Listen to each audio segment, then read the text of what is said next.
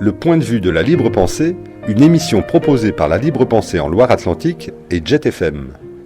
Reflet sonore de Sainte-Tulle, le congrès comme si vous y étiez.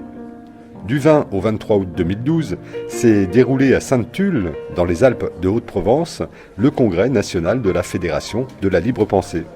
Un congrès brillamment organisé par la fédération de ce département du sud de la France, avec l'aide des fédérations limitrophes, Bouches-du-Rhône, Alpes-Maritimes.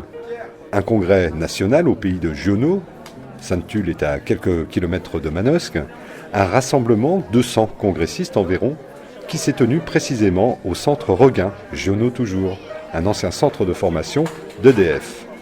Chaleur écrasante en cette fin août, ce qui n'a pas empêché une participation intense des libres penseurs présents, invités, entre autres propositions, à plancher sur la question à l'étude de cette édition 2012, faut-il, peut-on, assigner des limites à la recherche scientifique et technologique? Question qui fera, au terme du congrès, l'objet d'une résolution intitulée « Manifeste pour la science ». Un congrès national de la libre pensée, c'est aussi des motions, des vœux, des plénières, des assemblées générales, des réunions en tout genre. C'est un bouillonnement d'idées, d'arguments, d'échanges, de rencontres, de conversations en tête-à-tête ou collégiales, de discussions, âpres parfois. Pour cette première émission libre penseuse de la saison, retour sur 4 jours d'effervescence intellectuelle. Ce n'est ni un compte-rendu, ni une synthèse, pas encore une archive, juste quelques reflets sonores. Et on commence cette déambulation avec quelques mots d'accueil de Marc Pouillet, président de la libre pensée des Alpes de Haute-Provence, organisatrice du congrès, puis on entendra le président national, Marc Blondel, qui, comme toutes les personnes présentes, a apprécié les efforts inconsidérés déployés par le Conseil général et régional pour soutenir le congrès. Au nom de la Fédération départementale des groupes de libres penseurs des Alpes de Provence, très long à notre dénomination, eh bien, je vous souhaite la bienvenue à Sainte-Tulle, en l'accent vous avez remarqué, pour le Congrès national 2012 de la libre pensée.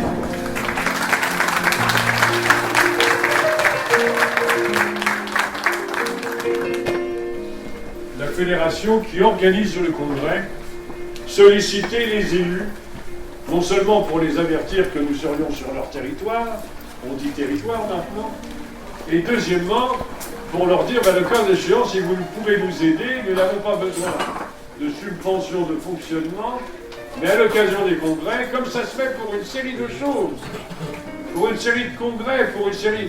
Eh bien, si vous pouviez nous aider, ça permettrait tout simplement d'avoir un certain standing pour tenir notre congrès. Le Conseil général et la région, pour être clair, M. Bianco pour le Conseil général, et la région... M. Vauzel, ont été sourds à nos appels. Non seulement les appels de notre fédération départementale, mais y compris mes interventions. Alors ça mérite bien, moi je ne suis pas très formaliste, mais ça mérite bien tout simplement que vous soyez au courant que, nonobstant notre sollicitation, nous avons cependant obtenu 50 stylos. J'espère que tu nous as mis à disposition 50 stylos du Conseil général.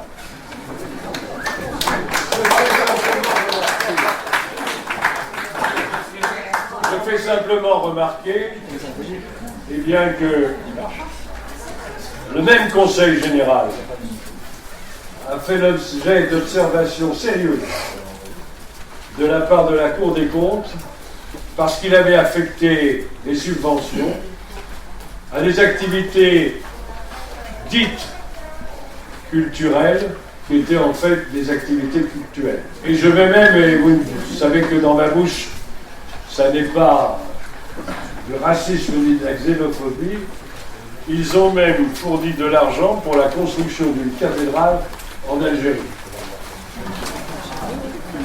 Demander d'utiliser les impôts des citoyens sur le territoire français pour financer un lieu de culte de surcroît en Algérie, permettez-moi de dire que ça mériterait quand même un petit peu plus de modestie et de respect justement de la séparation, du principe de la séparation des églises et de l'État. Deux choses. La première, nous sommes à Sainte-Tulle, ça apparaît comme une provocation. Moi, ça me faisait penser, je l'ai dit à mes amis, au congrès provocateur de l'Internationale de la libre pensée en 1904 à Rome, où je signale, ils ont fait une manif avec 30 000 manifestants quand même à l'époque. Donc il y a un petit côté... Bon, mais quand on regarde de plus près, qu'on regarde l'histoire de Sainte-Tulle, il se trouve que c'est plutôt un pays révolutionnaire et un pays qui a eu à différentes reprises non seulement des problèmes, je dirais, vitaux, puisqu'il y a eu la peste 2 fois, mais de surcroît qui s'est battu, notamment quand Louis-Napoléon Bonaparte a voulu contrôler en fait pratiquement toutes les libertés, etc. C'est un pays, je vais dire, plutôt rebelle. C'est un mot que j'aime bien, un pays plutôt rebelle. Alors, et il se trouve qu'en plus la municipalité a été accueillante. Christian Echen, c'est le secrétaire général de la Fédération nationale de la libre pensée. 20 ans à ce poste et dernier congrès en tant que tel. À son compteur, près de 30 congrès nationaux. Autant dire qu'il en connaît les enjeux.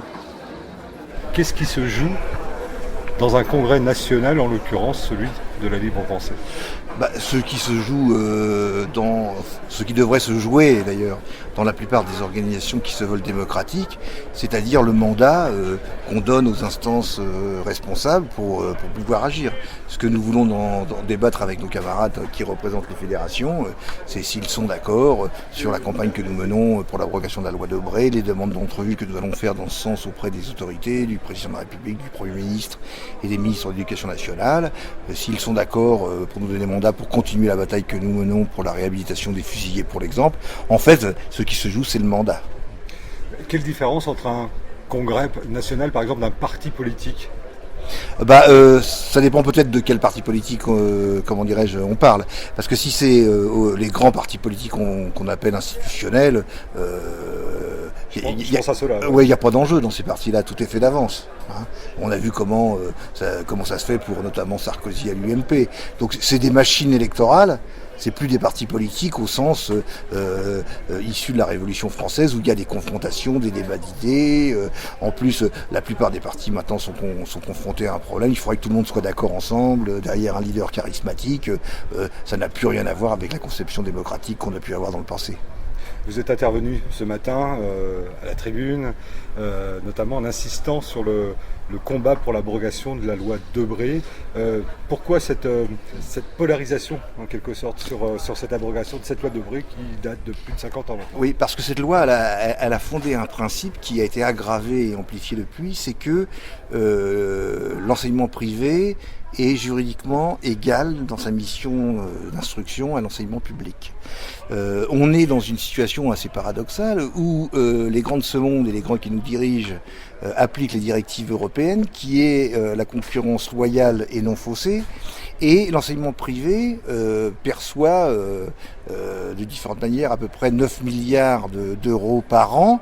Et sur quel budget est prélevée cette somme? Sur le budget de l'éducation nationale publique. C'est-à-dire que c'est l'enseignement public qui finance son propre concurrent. Microsoft a été condamné pour avoir fait ça avec Apple. Donc le problème, on est dans une concurrence déloyale et faussée où l'enseignement public, on lui retire des moyens pour les confier à l'enseignement privé qui sont concurrents. Ça représente ces sommes-là à peu près 180 000 postes d'enseignants, de surveillants, de personnel de l'éducation nationale, charges sociales comprises. Et ces 180 000 postes, on les retire de l'enseignement public pour les donner à l'enseignement privé. Et après, on s'étonne, entre guillemets, en haut lieu, que l'enseignement public a des difficultés. Donc nous considérons que c'est la loi qui a initié ça. Après, ça a été aggravé par les lois Abi, Germer, Lang, Jospin, Rocard et toute une série de lois. Et si on arrivait et c'est notre objectif, à abroger la loi Debré, toutes les autres lois qui ne sont que des compléments de cette loi sautent.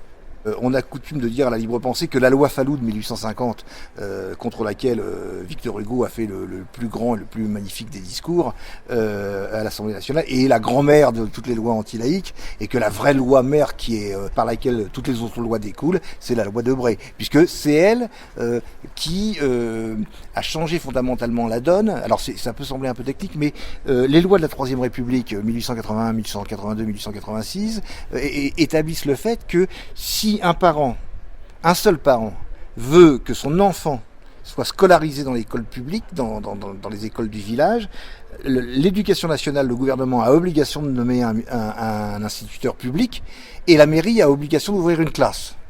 Et donc c'est ce qui a fait que quand ça a été fait, en quelques années, 99% de la population scolaire était dans l'enseignement public. La loi Debré, elle a supprimé cette obligation, et elle a inventé le besoin scolaire reconnu, c'est-à-dire que dans une commune, dans un conglomérat de communes, on regarde combien il y a d'enfants à scolariser, et on décide indistinctement dans le privé ou dans le public.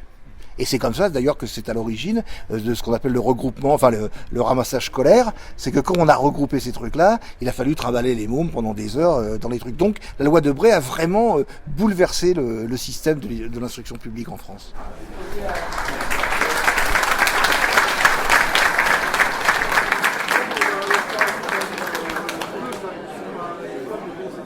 Je suis avec Alain Vissec. Bonjour. Bonjour. Président du groupe Victor Hugo, des libres penseurs de l'Hérault. Tout à fait. Le groupe Victor Hugo compte 123 adhérents en 2012. On est d'ailleurs le groupe le plus puissant en France. Dans l'Hérault, il y a un deuxième groupe qui a 42 membres. C'est une terre de libres penseurs, l'Hérault ? C'est une terre de libres penseurs depuis très longtemps. C'est véritablement le département où la libre pensée a un terreau extrêmement fertile pour se développer. C'est une terre, disons, premièrement de passage, et puis il y a eu différentes peuples ou civilisations qui ont circulé, et puis en même temps c'est une terre de viticulteurs, et les viticulteurs ont toujours été très attachés, ont été, jaurossiens, très influencés par Jean Jaurès par exemple, et par d'autres aussi militants, qui a été plutôt anticléricaux. Les viticulteurs ont beaucoup lutté également dans le passé. Les viticulteurs ont beaucoup lutté dans le passé, notamment en 1907, dans les fameux événements des grandes mobilisations à l'initiative de Marcelin Albert. Quels sont les axes de votre combat au sein du groupe Victor Hugo des libres penseurs de l'Hérault ? Alors les axes de notre combat, c'est essentiellement la défense de la loi de séparation des églises et de l'État, votée en 1905. Donc la laïcité de l'État, la laïcité de l'école, la défense de l'école publique, qui est véritablement le ciment de la République. Et aujourd'hui, ça se concrétise par la campagne que nous engageons au plan national et au plan départemental pour l'abrogation de la loi Debré. Une loi qui attribue des fonds publics à l'école privée depuis 1959. Oui, tout à fait. Il y a près de 8 milliards d'euros qui sont versés chaque année aux écoles privées confessionnelles catholiques essentiellement. Et donc c'est un véritable scandale. Vous êtes vigilant également sur le terrain, au plan local, sur les atteintes à cette loi de 1905, la séparation des églises et de l'État. Comment ça se concrétise cette veille ? Bien sûr, parce que les aides au culte sont assez souvent déguisées. Et par exemple, cette année, nous avons aidé les laïcs d'une commune de l'Hérault qui s'appelle la commune de Saint-Pargoire, qui se sont mobilisés pour faire respecter la laïcité, parce que la municipalité de cette commune-là a décidé majoritairement, dans un bail amphithéotique, d'attribuer la moitié d'un terrain municipal pour la reconstruction de l'école maternelle catholique. Et donc ça, c'est quelque chose qui est tout à fait inacceptable, qui a, créé un grand émoi dans le village, et ces laïcs-là nous ont contactés pour qu'on les aide. Comment ça se passe justement? Comment vous leur filez un coup de main? On va voir les élus, on va les interpeller sur leurs obligations finalement d'élus républicains? L'interpellation des élus a été faite par les laïcs eux-mêmes, les citoyens et les citoyennes de Saint-Pargoire, et quant à nous, on les a aidés sur deux plans, c'est-à-dire sur le plan juridique, puisque Dominique Bousseau, qui est un des responsables de la commission juridique de la Libre Pensée, les a aidés à faire un recours au tribunal administratif, et sur le deuxième plan, nous les avons aidés en organisant un meeting qui a eu lieu le 7 juillet dans la commune même de Saint-Pargoire, dans la salle Jean Jaurès, qui a regroupé 80 personnes, 80 laïcs, donc pour montrer à la municipalité de Saint-Pargoire que les laïcs n'avaient pas du tout l'intention de se laisser faire. Est-ce que quelqu'un peut appeler ceux qui sont dans les couloirs et qui sont dehors? Dominique Bousseau, bonjour. Bonjour. Alors vous êtes libre penseur, vous êtes par ailleurs juriste de formation, haut fonctionnaire à la Cour des comptes, et vous connaissez bien les aspects juridiques liés à la laïcité et à sa défense. Alors moi j'avais envie de vous poser une première question. En tant que libre penseur, en tant que juriste, quelle conception du droit défendez-vous? Alors écoutez, la conception que nous avons pour l'instant à la libre pensée du droit, c'est d'abord de défendre les avancées qui ont été acquises au cours du temps, et notamment nous nous intéressons beaucoup à faire respecter l'application de la loi du 9 décembre 1905 de séparation des églises et de l'État, et à côté, nous travaillons pour faire avancer un certain nombre de dossiers sur des questions de société très importantes. Je pense notamment au droit de mourir dans la dignité, aux questions liées à la bioéthique, voilà, pour prendre deux exemples récents et qui continuent de nous préoccuper. C'est plus sur le plan juridique que politique, par exemple, qu'on peut défendre efficacement, durablement la laïcité? À mon avis, on ne peut pas séparer l'action strictement juridique d'une action politique. Parfois, nous n'avons pas de possibilité d'intervention sur le terrain juridique, pour des raisons diverses, et l'action consistant à dénoncer des pratiques contraires, peut-être pas à la lettre, mais au moins à l'esprit de la loi de séparation, donc sont effectivement les bienvenus et doivent être menés. Parfois, les deux se combinent. Il y a une action sur le terrain politique, entre guillemets, hein, pas au sens politicien, et puis une action sur le terrain juridique. Quelquefois, l'action sur le terrain juridique oblige les élus notamment à revoir leur position. J'ai un exemple en tête, ça se déroule une affaire qui se déroule dans le sud de la France, dans une commune. Le maire, enfin c'est une dame, voulait donner un terrain communal à une école privée pour qu'elle soit reconstruite. Donc l'action à la fois juridique et citoyenne a eu pour effet qu'elle a revu sa copie. Bien, alors ça ne veut pas dire que nous avons gagné, parce qu'elle essaie par d'autres moyens de parvenir à ses fins, mais à cette étape, en tout cas, elle a été obligée de revoir le dispositif qu'elle avait envisagé à l'origine. À la suite du dépôt d'un recours, comme elle a modifié ses décisions, enfin que le conseil municipal, sous son impulsion, a modifié les décisions initiales, nous avons retiré notre recours parce qu'il n'avait plus d'utilité. Mais le simple fait de l'avoir déposé, par exemple, a été utile dans ce cas précis. Alors, je vous rappelle que cette session de ce matin sera composée de deux parties. L'Assemblée Générale d'Entraide et Solidarité des Libres Penseurs de France de 9h à 10h et l'Assemblée Générale de l'IRELP de 10h à 11h. Et ensuite, à partir de 11h, alors Sous commande du président, l'IREP, Institut de recherche et d'études de la libre pensée, dont vous êtes tous adhérents, et tous des IREP. Jean-Marc Chapin, bonjour. Bonjour. On est toujours à Sainte-Tulle, à l'occasion du congrès national 2012 de la Fédération de la libre pensée. Alors vous êtes président de l'IREL. L'Institut de recherche et d'études de la libre pensée. Le point de départ de la création de l'IREL, de la fondation de cet institut, a été le suivant. La libre pensée, on le sait, on devrait le savoir, est la plus vieille association démocratique de ce pays, puisque les premiers cercles ont été fondés en 1848, immédiatement après la révolution de février 48, et très curieusement, par des aléas de l'histoire compliqués, bizarre, mais c'est la vie. La Libre Pensée a été la dernière association à se doter d'un institut de recherche. Quand on regarde d'ailleurs l'histoire des instituts de recherche liés à ce que nous avons l'habitude d'appeler le mouvement ouvrier démocratique, on se rend compte que ces instituts ont été créés dans les années 50 ou 60.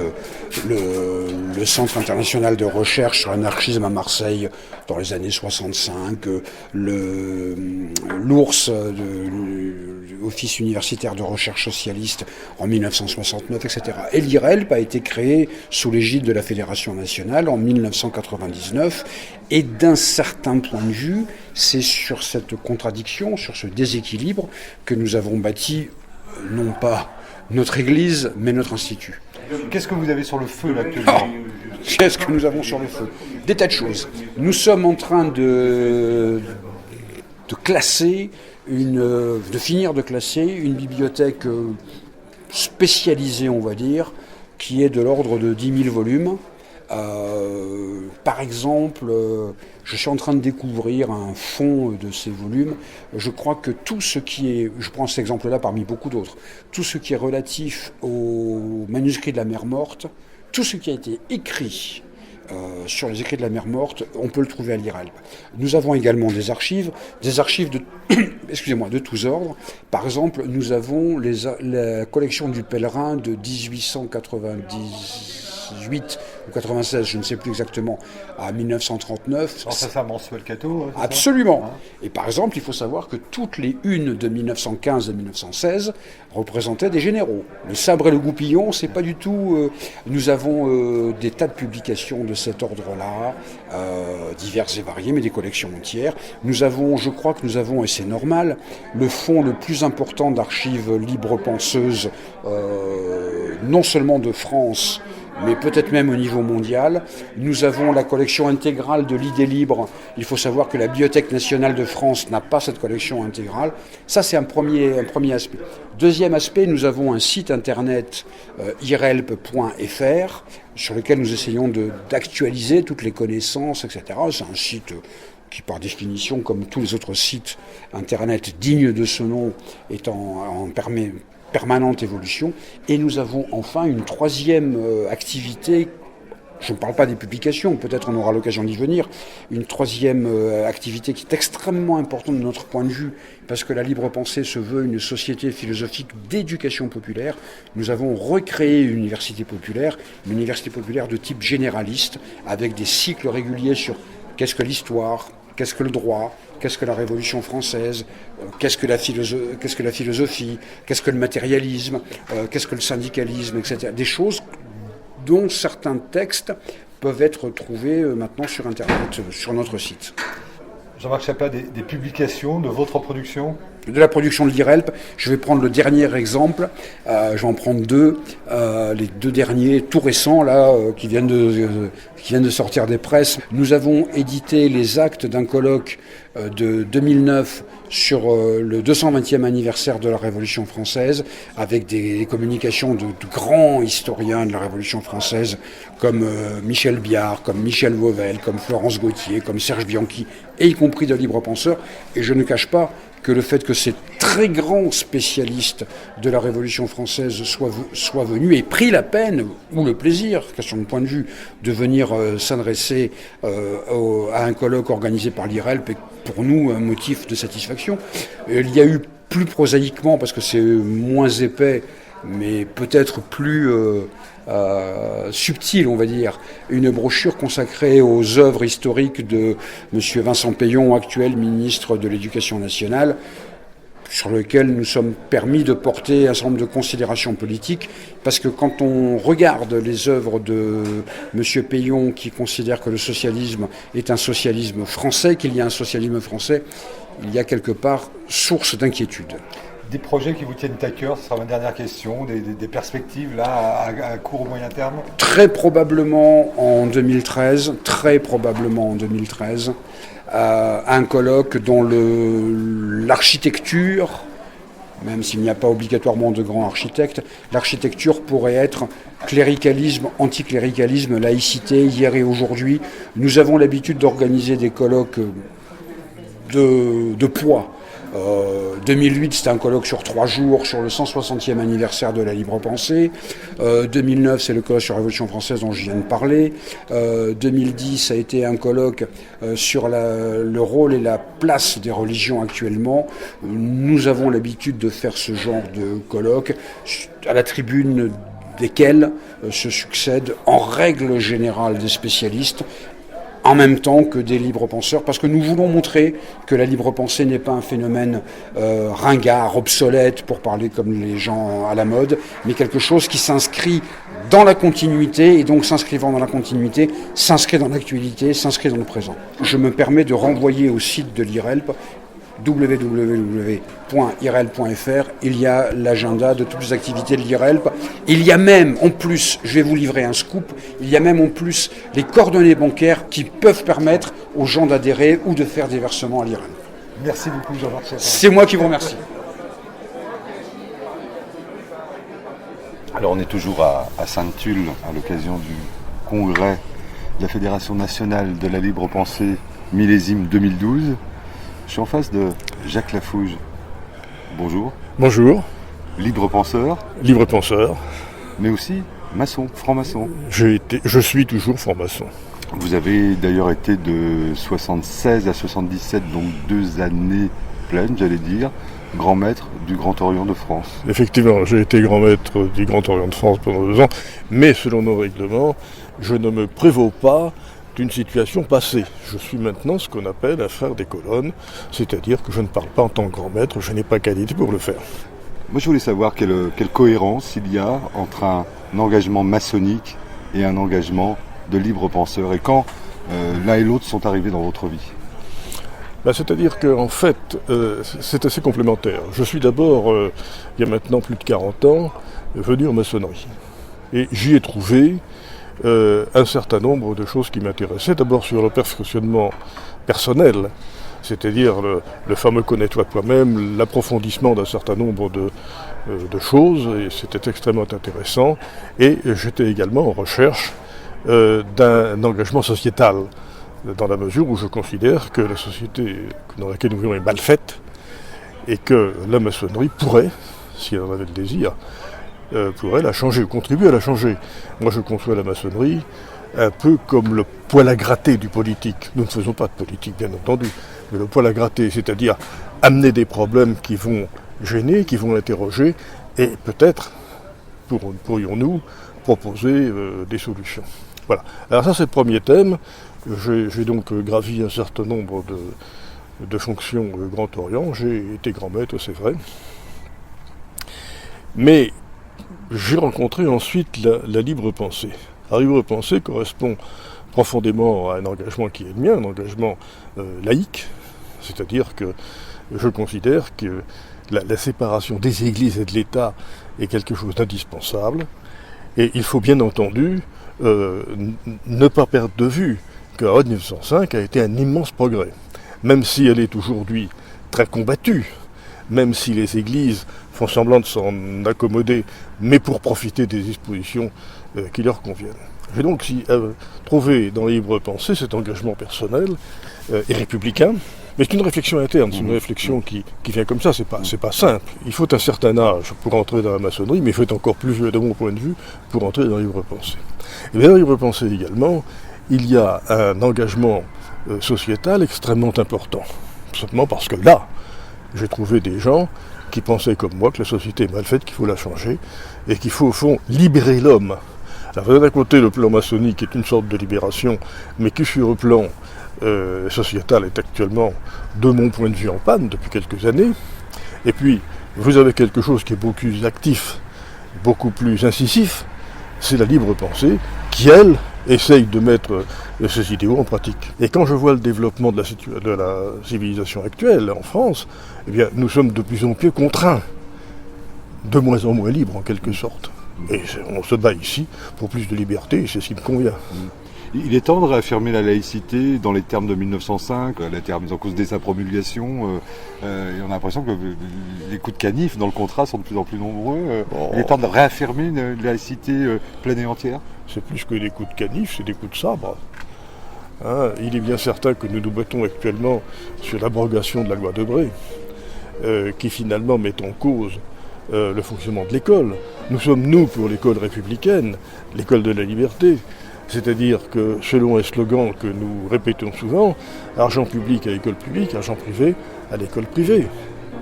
Après tout, chacun a le droit de mettre ses enfants où il veut, mais le citoyen que je suis, laïque, n'a pas à payer pour l'école privée.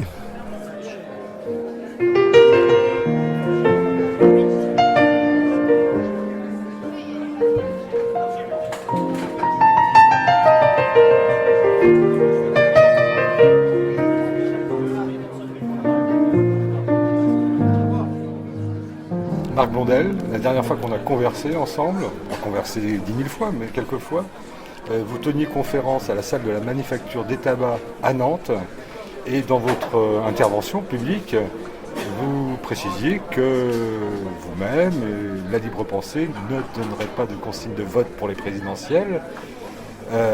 Les élections sont passées, les législatives dans la foulée. Qu'est-ce que vous attendez du nouveau pouvoir en place ? Écoutez, d'abord je confirme mon propos. Je considère que la libre pensée est au-delà des organisations politiques. Nous ne sommes ni un parti ni un syndicat. Je veux dire par là que nous ne donnons pas de consignes, nous ne donnons pas d'ordre, etc. Nos camarades libres penseurs sont libres de leur comportement personnel. Nous ne fonctionnons pas avec une majorité, des minorités, des courants, etc. Non.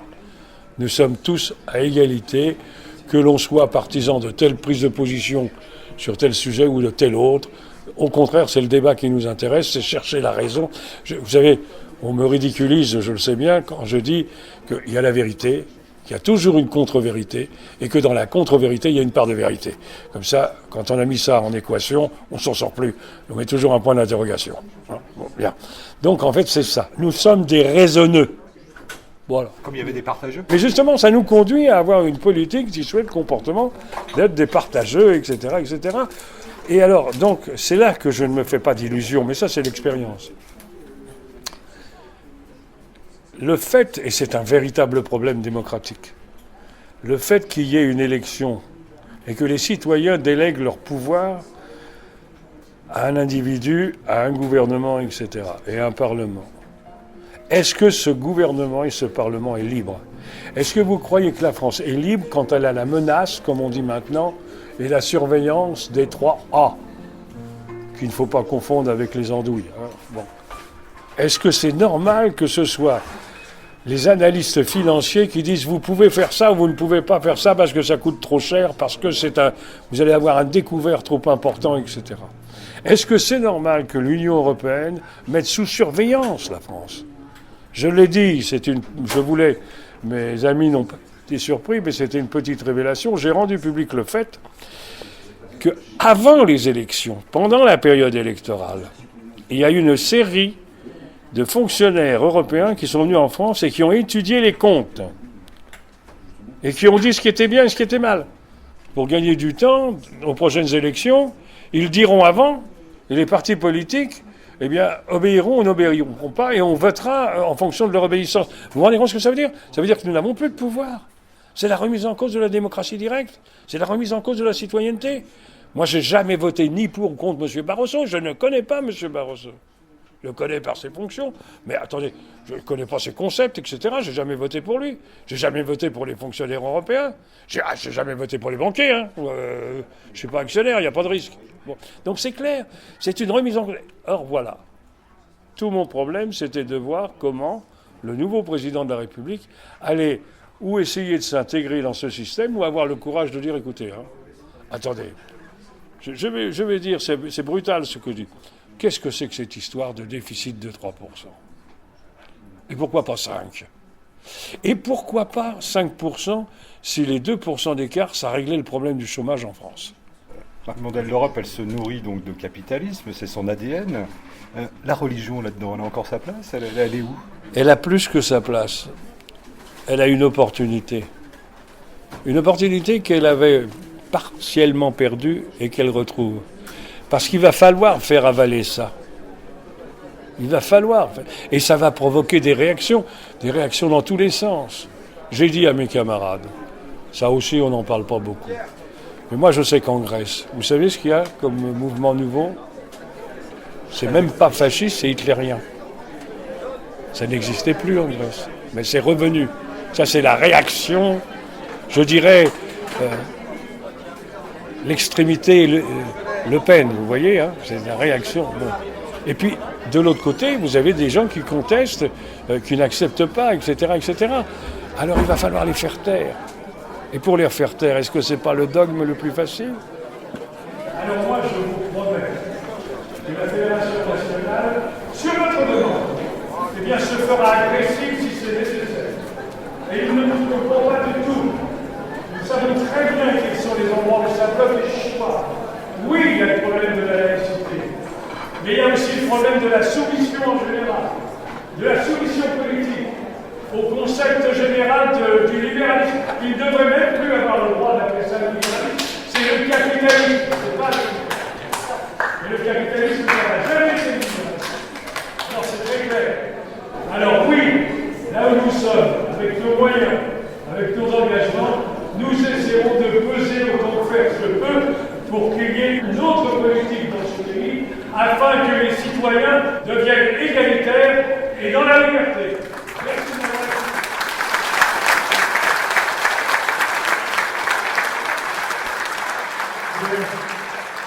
Rencontre maintenant avec le maire communiste de Sainte-Tulle, Rémi Charpy, qui se sent quelques affinités avec la libre pensée et qui a accueilli ce congrès avec enthousiasme. Rémi Charpy. J'ai été élu en 2008 et je suis devenu le maire en 2009. Il y a eu une passation entre l'ancien et le nouveau. Voilà. J'ai l'impression que vous apprenez des choses depuis la tenue de ce congrès sur cette association philosophique qui est la libre pensée. Oui, je l'ai dit ce matin au congrès. J'avais une vague notion de ce que pouvait être la Fédération de la libre pensée, mais je n'avais pas une connaissance précise. Et dans le département, elle n'avait pas attiré mon attention. C'est pour ça que je l'avais dit à Germain, Germain, tu m'en as pas parlé. Voilà. Même si on se connaît depuis 20 ans. Et à l'occasion donc de leur venue pour nous solliciter, je me suis intéressé de près. Donc il m'avait remis le livre La Raison, enfin les revues, les documents du congrès m'ont été envoyés et je me suis retrouvé tout à fait partager les points de vue de la libre pensée. Et comme moi je fais partie des gens, enfin je pense qu'ils sont nombreux comme ça, qui essayent de penser par soi-même, c'est ce qu'on essaie d'apprendre aux enfants ici dans le village aussi, leur donner les moyens de comprendre et de pouvoir décider par eux-mêmes. Donc quand j'ai lu les objectifs de la libre pensée, je ne pouvais que m'y retrouver. Comment ça se passe concrètement? Moi, j'ai jamais été maire, jamais été conseiller municipal. Pour accueillir un congrès tel que celui-là, c'est une association qui est pas, voilà, qui est un peu spécifique, la libre pensée. Voilà. Oui. Est-ce que ça vous a posé des problèmes? Est-ce que vous avez connu des réticences, des oppositions? Comment ça s'est passé? Non, absolument pas. Je l'ai dit, on est une ville de gauche. C'est une ville de gauche et une ville ouverte aux idées et très tolérante. C'est-à-dire qu'on ne pense pas avoir le monopole d'une pensée juste. On a des idées, on les défend, on discute. Et puis si on veut progresser après, il faut savoir aussi écouter les autres. Donc c'est comme ça que les choses se construisent. Et lorsque la libre pensée est venue nous proposer de réaliser le congrès à Sainte-Tulle, bon, en plus avec Germain porte-parole, voilà, et puis Marc Pouilly après que je connais aussi par ailleurs, donc ça a facilité les choses. Et au sein des élus municipaux, ça n'a posé aucun problème. Mais je ne me verrais pas penser autrement et privilégier ou se laisser imprégné par une pensée dominante, qu'elle soit celle d'une confession, quelle qu'elle soit, ou celle après d'une politique, quelle qu'elle soit aussi. Je suis en compagnie de Daniel Dufraisse, délégué pour les Alpes de Haute-Provence, Exact. pour l'ADMD, L'Association pour le droit de mourir dans la dignité. Nous avons des liens très très forts avec la libre pensée qui prône la liberté de conscience et que beaucoup de nos adhérents se réclament de cette liberté de conscience, la liberté de pouvoir disposer de leur propre corps dans le cas où certaines situations de santé, des situations physiques, des situations psychologiques se présenteraient. Et donc ils se réclament d'une liberté de conscience, ce qui va contre tous les dogmes actuels, c'est-à-dire les dogmes religieux, et en même temps et surtout quelquefois le dogme de la puissance médicale qui dicte des conduites médicales et des conduites quelquefois de vie et aussi qui oriente souvent les gens vers les soins palliatifs plutôt que vers des décisions qui sont des décisions de choix personnels. Le président nouvellement élu là, en mai dernier a annoncé qu'il allait rouvrir en quelque sorte le dossier de la fin de vie. Qu'est-ce que vous en pensez? Qu'est-ce que vous en attendez? Mais écoutez, nous avons été très très très heureux d'avoir un président qui s'engage dans sa 20e résolution sur rouvrir ce dossier. Il s'est même engagé dans sa résolution à demander à ce que à présenter la loi pour une aide active à mourir à l'Assemblée nationale. Donc nous avons été très heureux. Maintenant, nous sommes un peu plus inquiets parce qu'il a nommé une commission pour la fin de vie. Il a nommé à la tête de cette commission monsieur Didier Pierre Sicard, qui est un ex-membre du comité d'éthique et qui est un monsieur dont les convictions sont plutôt, d'après les propos conservateurs, les propos sont plutôt conservateurs et orientés. C'est un monsieur qui a aussi affirmé qu'il n'allait pas consulter toutes les associations dont la nôtre, puisque nous ne sommes pas d'utilité publique, puisque nous sommes une association qui n'est pas, acceptée à l'heure actuelle, alors que nous avons 49 000 adhérents. Donc nous sommes très inquiets et monsieur Romero lui a adressé une lettre. Alors Jean-Luc Romero, qui est le président de l'ADMD. Président de l'ADMD, lui a adressé une lettre au président de la République pour lui rappeler ses engagements, lui demander plus de neutralité et lui demander des consultations dans les deux autres pays qui pratiquent l'aide active à mourir, et en particulier dans les comités d'éthique auprès des comités d'éthique de ces pays, pour qu'il entende aussi la voix de ces gens qui ont une pratique réelle de l'aide active à mourir et éventuellement du suicide assisté. Clairement, quels sont les lobbies à l'œuvre contre cette dignité devant la mort? On est là aussi devant les lobbies religieux? Oui, je pense qu'on est devant des dogmes, surtout les lobbies religieux bien sûr, parce qu'il y a des gens dont la spiritualité c'est de ne pas toucher à la vie, de ne pas toucher à la mort. Donc ça va des lois bioéthiques, la loi sur l'embryon comme la loi sur la fin de vie. Et puis en même temps on est sur des dogmes de la puissance médicale. La puissance médicale, ce sont des gens qui sont très compétents, qui ont une grande honorabilité, mais qui se considèrent comme des guérisseurs, des maîtres, des guérisseurs à vie, et qui considèrent que c'est la voix qui est primordiale. Et nous pensons que c'est quelque chose qui est dépassé. Et nous pensons qu'il devrait réfléchir à autre chose, au droit de la personne malade, comme cela se fait dans d'autres pays. Il y a le corps médical dans d'autres pays et les soignants fonctionnent autrement. Pourquoi pas? Vous pensez à quel pays précisément? Je pense à la Belgique, je pense à la Hollande, je pense aux Pays-Bas, je pense à la Suisse, je pense à d'autres pays dans le monde entier, puisque nous faisons le 2 novembre, nous faisons un anniversaire mondial de l'association pour le droit de mourir dans la dignité, et donc nous avons il y a quand même beaucoup de pays qui se sont engagés qui ont des associations et qui se sont engagés dans cette proposition de loi et pour la mettre en place. Et la majorité des personnes sont favorables. Et bon, il faudrait que ça passe dans le droit et dans les lois et aussi peut-être dans les mentalités, bien sûr, dans les mentalités des gens qui ont des pouvoirs médicaux et des pouvoirs religieux, des pouvoirs de tous ordres, des pouvoirs politiques peut-être aussi.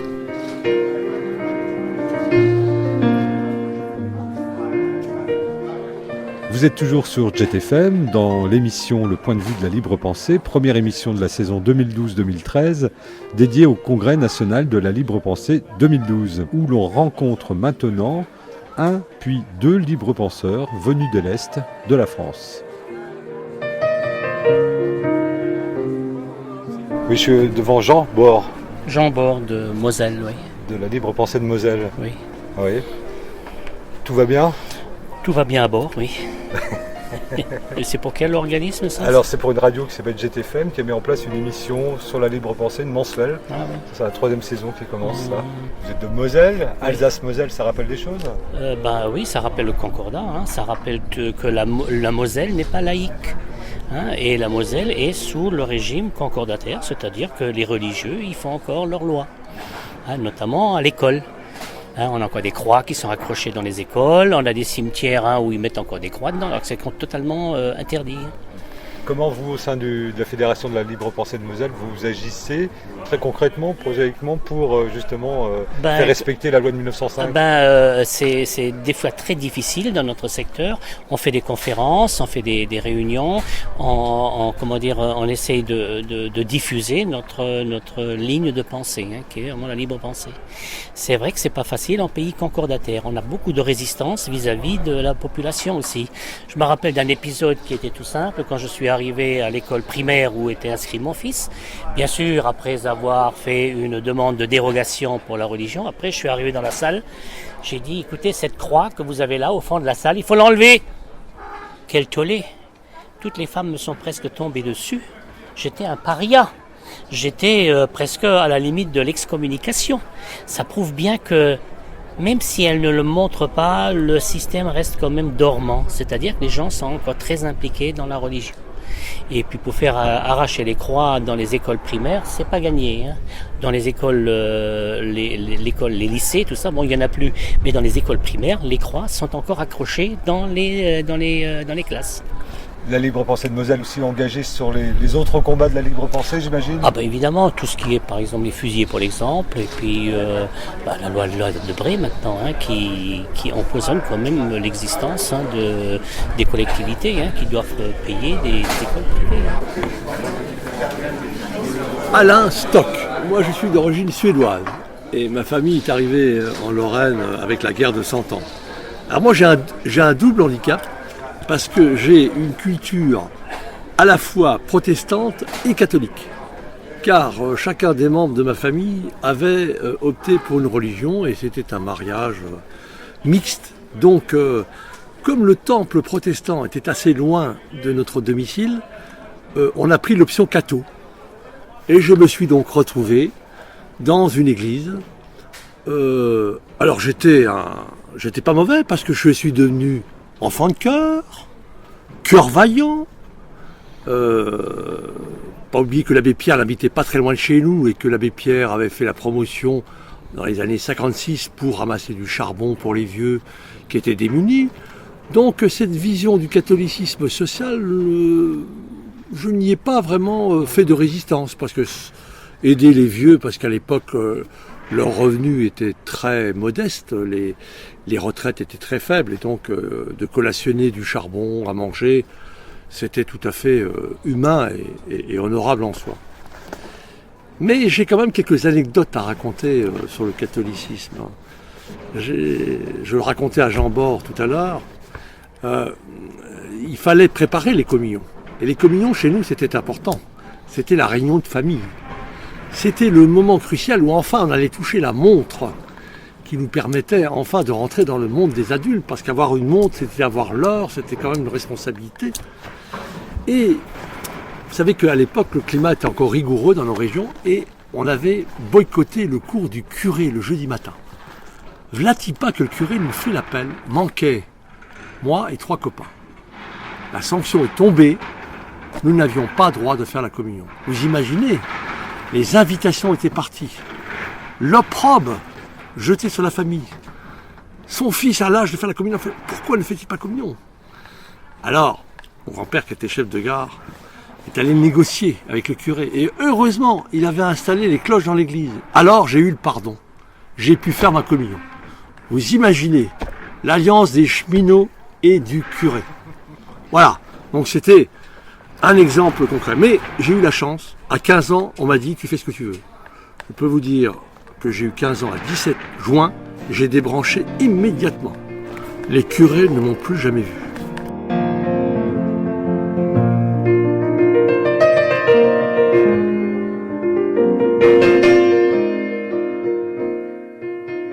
Conviés à ce congrès des libres penseurs, des syndicalistes, même un représentant de la Ligue anarchiste, etc., mais aussi des invités plus lointains géographiquement, mais très proches intellectuellement, à l'instar de Susanna Tampieri, dramaturge, une trentaine de pièces à son actif, mais aussi une grande défenseure des droits de la femme en Argentine. Et merci à Loïc Gourdon et à Lucie pour la traduction. Bonjour Susanna Tampieri. Bonjour, el nombre exacto es Sociedad Humanista. Je représente la Société humaniste éthique d'Argentine qui a été fondée par Teodoro Roca et dans laquelle bien sûr nous nous retrouvons et qui a été fondée en 1989. Nosotros formamos una asociación humanista laica. Nous défendons la liberté de conscience et comme je l'ai dit, les valeurs laïques en toute indépendance des dogmes.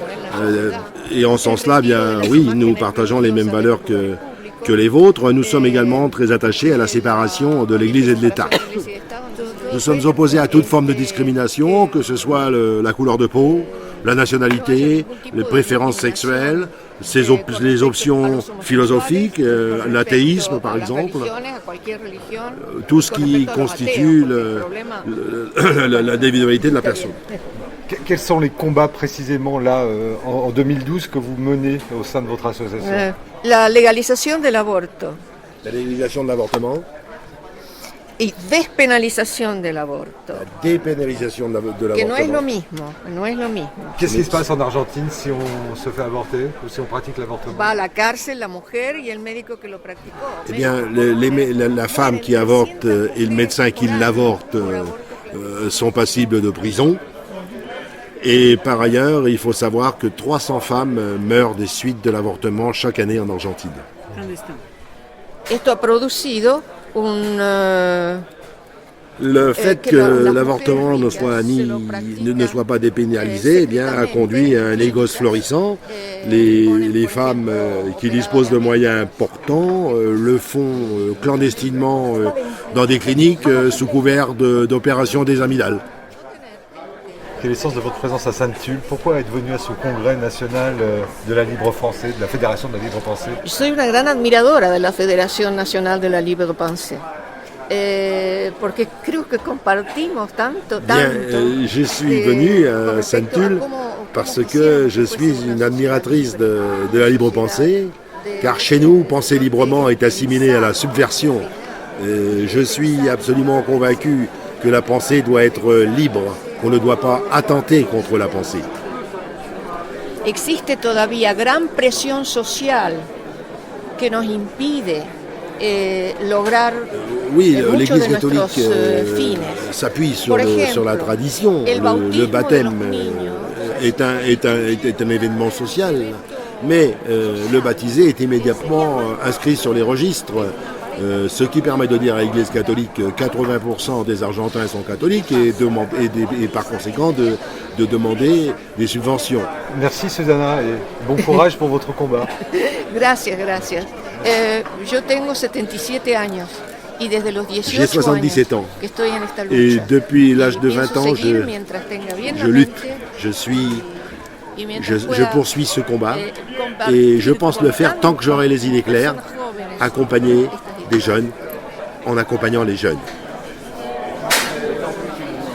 Encore quelques rencontres dans ces reflets sonores de Sainte-Tulle, dont celle avec Christian Baquet. Il est président de l'Association nationale des élus locaux, amis de la libre pensée. L'association elle est composée d'élus adhérents de la libre pensée ou non adhérents de la libre pensée, puisqu'ils peuvent être simplement amis. Il y a une partie de nos adhérents qui ne sont pas libre pensée. C'est peut-être d'ailleurs l'occasion aussi souvent d'essayer de les convaincre de devenir des adhérents à part entière.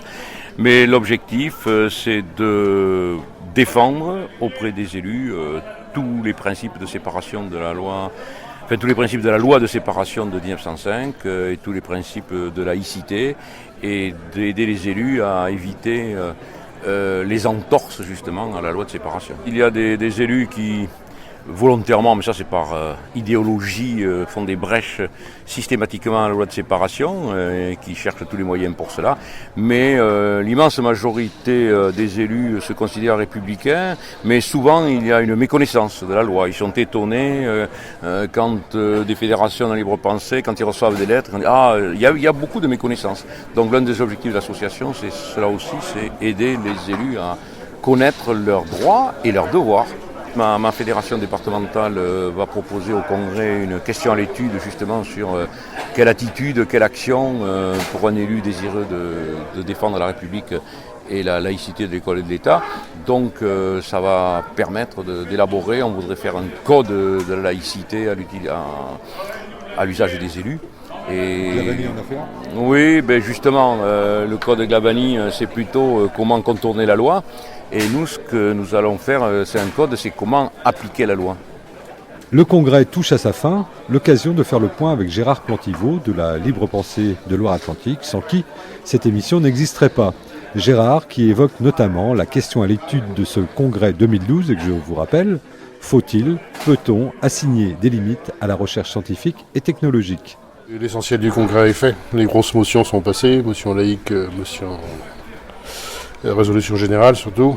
Et puis il va y avoir quand même un moment important et intéressant, c'est la discussion sur la question d'étude. La question de la science, de son autonomie et de sa défense. Son autonomie, c'est-à-dire le fait qu'elle soit en mesure de remplir le rôle pour lequel elle s'est constituée. Et la deuxième chose, c'est sa défense, c'est-à-dire il y a une nécessité pour les scientifiques de se défendre, il y a une nécessité pour les non-scientifiques, les hommes de progrès comme nous, d'aider à ce combat pour que la science ne soit pas l'objet d'instrumentalisation permanente, en particulier dans les médias, l'enseignement, mais également aussi dans les retombées, les applications de la science. Elle est instrumentalisée actuellement Elle a toujours été. Mais peut-être que les enjeux aujourd'hui sont plus importants. Qu'on prenne, je sais pas, une des questions comme les nanotechnologies ou les biotechnologies, on comprend que depuis les armées jusqu'aux entreprises qui font de la santé leur fonds de commerce, il y a des enjeux considérables. J'espère qu'en définitive, et bien pour ceux dont c'était le premier congrès, vous aurez envie de venir au suivant. J'espère que la prochaine fois, il n'y aura plus de fédérations représentées. On est largement majoritaire. Vous ne croyez pas qu'on puisse avoir des doutes et des hésitations sur nos décisions et sur fondées, y compris juridiquement. Et puis, j'avais souhaité tout simplement qu'on termine par l'international, mais j'ai l'impression qu'il m'a oublié. Alors, puisqu'il est... Le micro. C'est encore libre, mais il a fait son téléphone. Ah, il est équipé, lui, hein.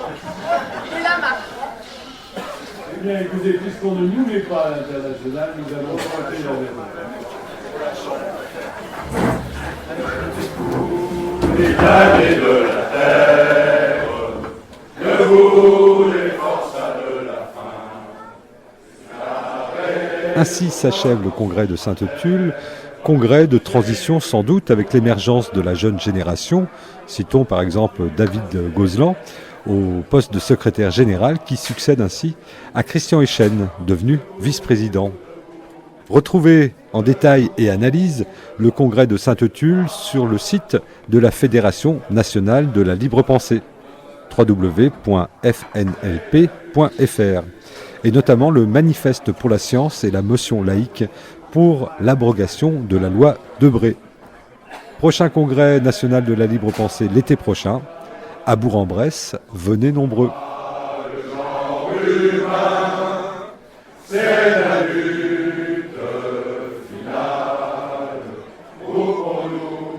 C'était le point de vue de la libre pensée, une émission proposée par la libre pensée en Loire-Atlantique et Jet FM. Au mois prochain.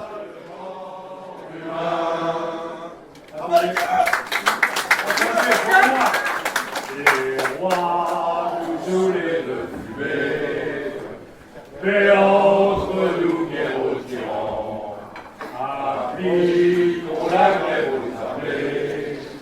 Haussons les et rompons les rangs. S'ils s'obstinent, ces cannibales, à faire de nous tous les héros, ils sauront bien nous que nous pas.